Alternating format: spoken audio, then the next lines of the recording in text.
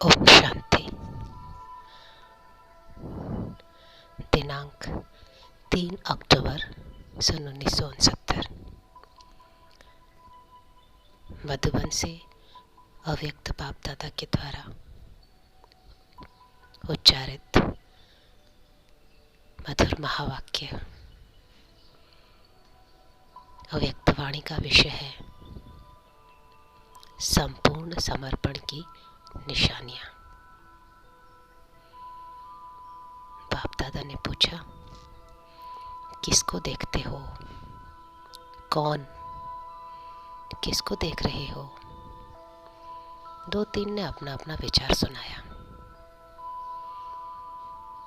आज बाप दादा अपने पूर्ण परवानों को देख रहे हैं, क्योंकि कहाँ तक परवाने बने हैं वो देखने आए हैं। वैसे तो परवाने क्षमा के पास जाते हैं, लेकिन यहाँ तो क्षमा भी परवानों से मिलती है। आपको मालूम है जो संपूर्ण परवाने होते हैं उनके लक्षण क्या है और परख क्या है? हर एक ने सुनाया,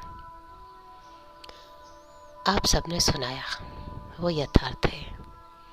मुख्य सार तो यही निकला कि जो परवाने होंगे वो एक तो क्षमा के स्नेही होंगे, समीप होंगे और सर्व संबंध उस एक के साथ ही होंगे।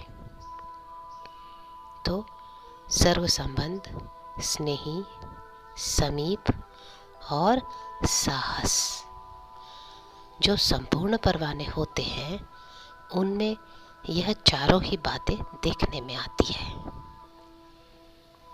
तो आप सबको यहाँ भट्टी में किस लिए बुलाया है? जो यह 4 बातें सुनाई है वो चारों ही बातें अपने संपूर्ण परसेंटेज में धारण करनी है। 1% भी कम न होना चाहिए। कई बच्चे कहते हम हैं तो सही, लेकिन इतने परसेंट। तो जिनमें परसेंट की कमी हो गई तो उनको संपूर्ण परवाना नहीं कहेंगे, वो परवाना दूसरी क्वालिटी का कहा जाएगा, जो कि चक्र ही काटने वाले होते हैं। एक होते हैं शीघ्र एक ही बार क्षमा पर फिदा होने वाले, दूसरे होते हैं सोच समझकर कदम उठाने वाले। तो जो सोच समझकर कदम उठाते रहेंगे उनको कहेंगे फेरी पहनने वाले, चक्र काटने वाले। तो दूसरी क्वालिटी वाले परवाने कई प्रकार के संकल्पों, विघ्नों और कर्मों में ही चक्कर काटते रहते हैं। तो आज पांडव सेना को भट्टी में बुलाया है।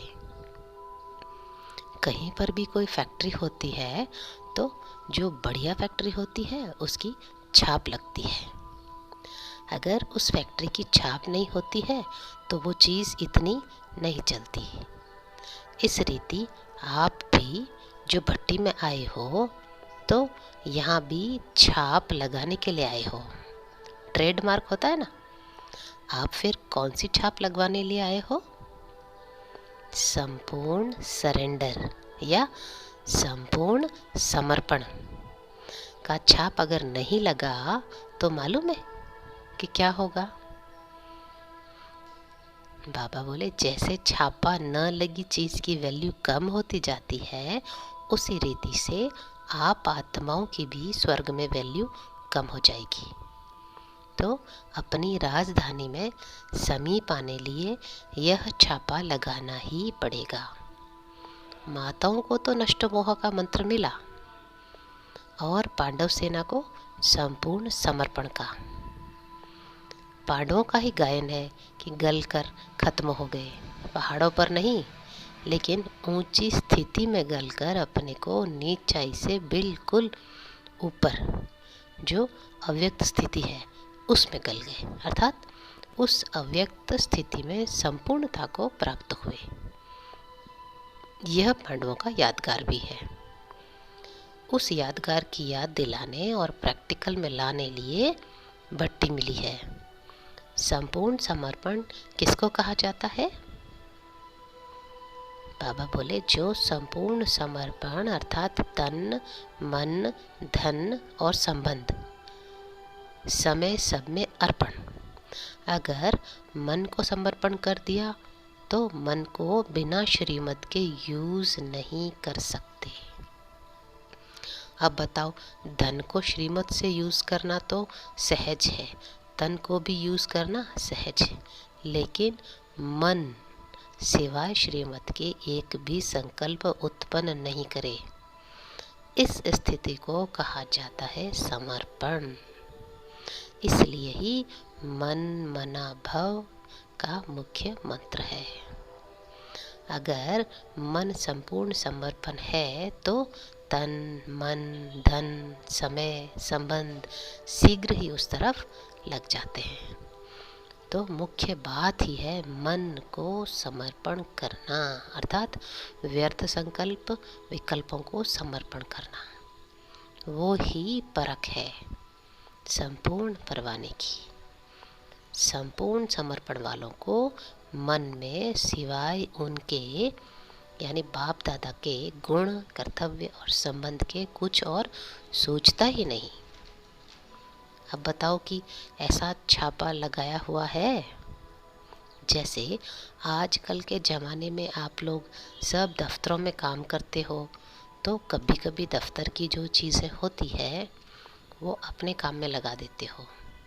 इसी रीति जो आपने समर्पण कर दिया तो वह आपकी चीज़ नहीं रही, जिसको दिया उनकी हुई, तो उनकी चीज़ को आप अपने कार्य में यूज़ नहीं कर सकते हो।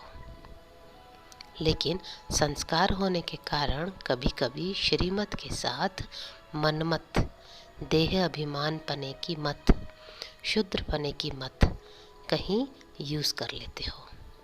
इसलिए ही कर्मातीत अवस्था व अव्यक्त स्थिति सदा एक रस नहीं रहती है, क्योंकि मन भिन्न भिन्न रस में है तो स्थिति में भिन्न भिन्न है। एक ही रस में रहे तो एक ही स्थिति रहे। बाप दादा बच्चों को हल्का बनाते हैं और बच्चे जानबूझकर अपने पर बोझ ले लेते हैं, क्योंकि 63 जन्मों से विकर्मों का बोझ, लोक मर्यादा का बोझ उठाने के आदी बन गए हैं। इसलिए बोझ उतार कर भी फिर रख लेते हैं। जिनकी जो आदत होती है वो आदत से मजबूर हो जाते हैं ना। इसलिए अपनी आदतें होने कारण अपनी जिम्मेदारी फिर अपने पर ही रख देते हैं। एक एक पांडव अगर संपूर्ण समर्पण बनकर ही निकले तो बताओ क्या होगा? जब पांडव तैयार हो जाएंगे तो कौरव और यादव मैदान में आ जाएंगे और फिर क्या होगा? आपका राज्य आपको प्राप्त हो जाएगा। जब तक यह वायदा नहीं किया कि जो सोचेंगे, बोलेंगे, जो सुनेंगे, जो करेंगे सो श्रीमत के बिना कुछ नहीं करेंगे, तब तक इस भट्टी से लाभ नहीं ले सकते हो। ऐसा ही उमंग उत्साह लेकर आए हो ना। कुछ बनकर ही निकलेंगे, बदल कर ही निकलेंगे, यह सोचकर आए हो ना। घबराहट तो नहीं होती है। जितना जितना गहराई में जाएंगे उतना ही घबराहट गायब हो जाएगी। जब तक किसी भी बात की गहराई में नहीं जाते हैं तो घबराहट आती है। जैसे सागर के ऊपर ऊपर की लहरों में घबराहट होती है, लेकिन सागर के तले में गहराई में क्या होता है? बिल्कुल शांत, और शांत के साथ प्राप्ति भी होती है। इसलिए जो भी कोई घबराहट की बात आए तो गहराई में चले जाना, तो घबराहट गायब हो जाएगी। अब लक्ष्य और लक्षण कौन से धारण करने हैं? इसमें जो नंबर 1 होंगे उनका क्या करेंगे? भविष्य में तो राजधानी लेंगे ही, लेकिन यहाँ भी सौगात मिलेगी। इसलिए हर एक यही प्रयत्न करे कि हम तो नंबर 1 में आएंगे, 2 नंबर वाले को नहीं मिलेगा।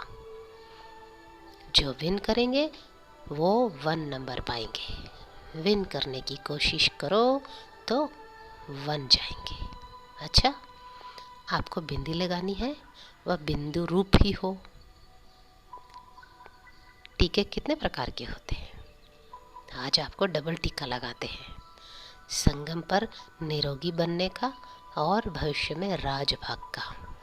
बिंदी रूप की स्मृति रखने के लिए बिंदी लगाते हो, बिंदी लगाते लगाते बिंदी बन जाएंगे। कोई भी व्यर्थ संकल्प आए तो उनको बिंदी लगा दो, तो बिंदी बन जाएंगे। अच्छा, ओम शांति।